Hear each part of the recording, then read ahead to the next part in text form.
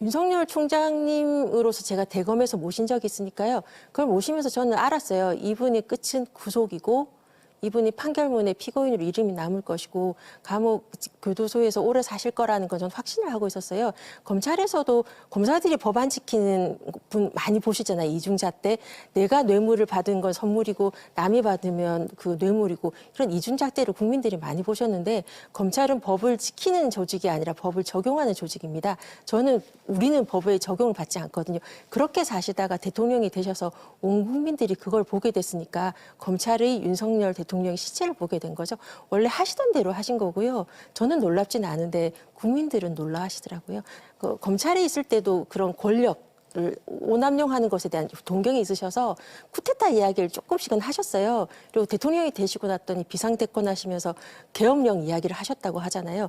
그런 것에 대한 좀 선망, 로망이 있었던 게 아닌가 싶은데 원래 권력을 이렇게 행사하시는 것에 대해서 즐겨하시는 분, 난폭한 폭군 같은 느낌이 좀 있으셔서 그것이 확 수사에 가혹한 수사를 할 때는 성과를 올리기에는 좋을 수 있는데 그게 인권 옹호 수사는 아니잖아요. 성과를 내기 위한 그러니까 무리한 수사를 해와서 지금까지 성공하셨고 그렇게 무리하시다가 급기야 계엄까지는 하신 거라 그러니까 안에서 제가 그러고 있던 구속되리라고 예상했던 거고 마음이 착잡하죠. 차라리 대통령이 되지 않았다면 꽤 괜찮은 검찰총장도 하실 그릇은 저는 아니라고 판단했는데 그러니까 저렇게까지 망가지는 것을 보기에는 한때 인연이 없지 않은 사람으로서 서글픈 마음이 좀 큽니다.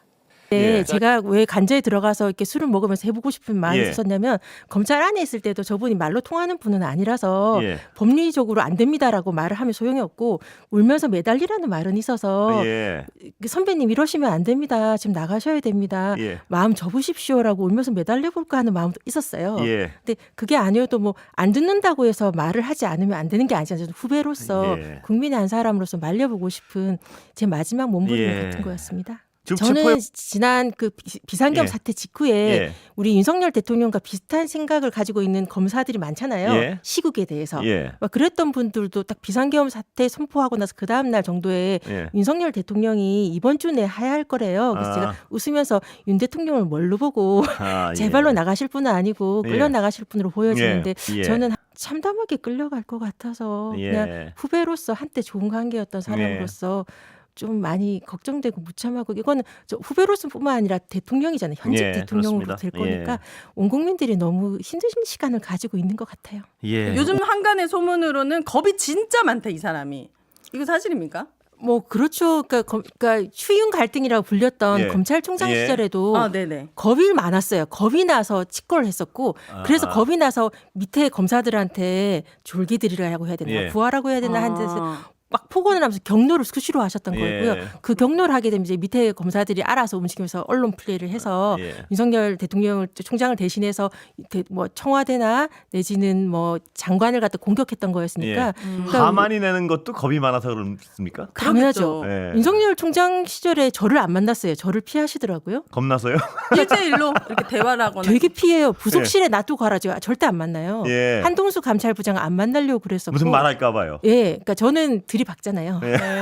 그러니까 그거 정말 피하더라고요. 정말 괜찮은 사람이고 당당하면 이야기를 해보고 설득하면 되는데 무조건 피해요. 그리고 저 뒤에서 경로했다는 것을 기사로 보죠. 늘 뒤에서 경로하시더라고요. 확실한 건 제가 그거 하나 정말 윤석열 대통령이 큰 공은 뭐냐면 예전에는 그런 식으로 하겠다고 하면 검찰에서 반발했을 거예요. 언론 플레이 장렬했을 거고요.